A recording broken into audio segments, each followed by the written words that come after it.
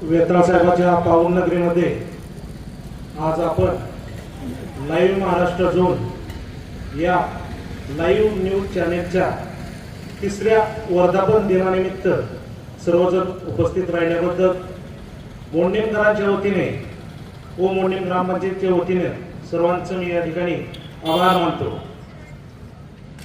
सर्वप्रथम सर्वच महापुरुषांना या ठिकाणी अभिवादन करतो व माझे दोन शब्द या न्यूज चॅनेलच्या वर्धापन दिनानिमित्त मी सर्वांच्या साक्षीने मांडू इच्छितो।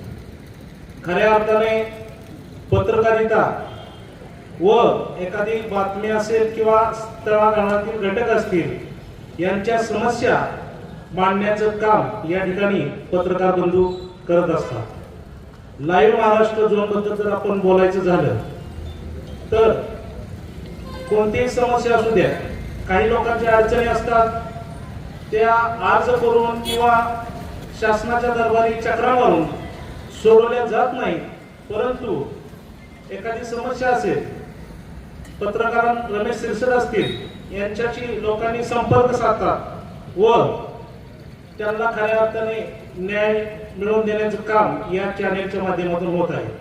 साधारणतः 3 वर्षापासून व त्या अगोदरपासून सर हे पत्रकारितेचं काम करतात। अनेक आम्हाला प्रसंग अनुभवास मिळाले की एखादी घटना असेल, सरांनी सांगितलं रस्त्याचा प्रश्न असेल, जलजीवनचा प्रश्न असेल किंवा ग्रामपंचायत संदर्भातल्या कोणत्याही समस्या तात्काळ न्यूजच्या माध्यमातून कोणत्या पद्धतीने व कशा पद्धतीने प्रशासनावर दबाव आणून सोडवल्या जातात याचा आम्ही 3 वर्षापासून पाहतो व अनेक आंदोलन आम्ही देखील केलेले आहेत।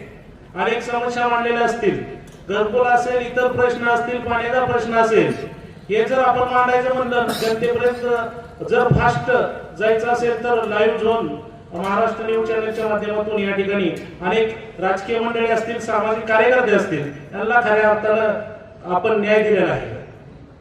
बघा, एखादा छोटासा कार्यकर्ता आहे, त्याला व्यासपीठ नसतं किंवा त्याच्या समस्या मांडायच्या असतील तर कुठं मांडल्या जातील याचं जर आपण पाहावयास मिळतं की मोठे पेपर असतील त्याला पेपरला बातमी लागणं किंवा बऱ्याच वेळा असं होतं आपले लोकमत पेपर असेल, सकाळ असेल व इतर पेपर असतील की अनावधानानं कधी कधी बातम्या लावू शकत नाहीत, परंतु छोट्या छोट्या समस्या देखील जनतेच्या गटारीचा प्रश्न असेल, पाण्याचा प्रश्न असेल, एक 10 मिनिटांमध्ये न्यूज चॅनलच्या माध्यमातून संबंध पंचक्रोशीमध्ये बातमी जाते व त्याला तातडीने दखल घ्यावी लागते। याचं मागील 3 वर्षापासून आपण पाहतोय।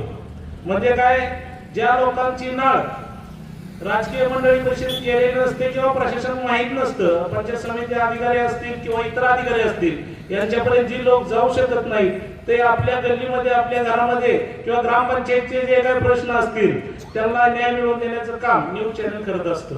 व मी पाहिलेलं आहे सरांचं काम की अनेक प्रसंग असे असतात की अनेक लोक फोनवर धमकी सुद्धा देत असतात की बाबा तुम्ही हे चुकीची बातमी लावली किंवा अनेक प्रसंग संघर्षाचे देखील झालेले असतात। माझा सरांचा देखील एक प्रसंग असा संघर्षात झालेला होता की एक प्रश्न होता, माझ्या पद्धतीने मी बरोबर होतो, सरांच्या पद्धतीने सर बरोबर होते, पण त्या एका प्रश्नापुरता आम्ही एका समोर आलो, परंतु इतर प्रश्न असतील आम्ही सरांच्या माध्यमातून किंवा न्यूज चॅनलच्या माध्यमातून आम्ही सोडवलेले देखील असते। वास्तविक मला सांगायची ही गोष्ट आहे की सामाजिक लोकांच्या किंवा समाजाचे जे काही प्रश्न असतील सोडवण्यातच सरांनी प्राधान्य दिलेलं आहे। व्यक्तिदोष किंवा कोणताही दोष मनामध्ये किंवा तिरस्कार सरांनी कधी ठेवलेला नाही, याचं एक मूर्तिमंत उदाहरण मी स्वतःच आहे। म्हणून खऱ्या अर्थानं लाईव्ह झोन महाराष्ट्राच्या माध्यमातून मी सर्वांना सांगू इच्छितो, न्याय मिळण्याचं ठिकाण आपल्याला हे चांगलं आहे व मला माहिती आहे की सर बातमी देताना देखील थोडस पडताळणी करतात की बाबा हे जे मागणी योग्य आहे का किंवा हे योग्य आहे का ते देखील पाहिलं जातं व नंतरच ते बातमी लावतात। अशा या चॅनलचा आज तिसरा वर्धापन दिन आहे आणि तोही मोडणीमध्ये आहे।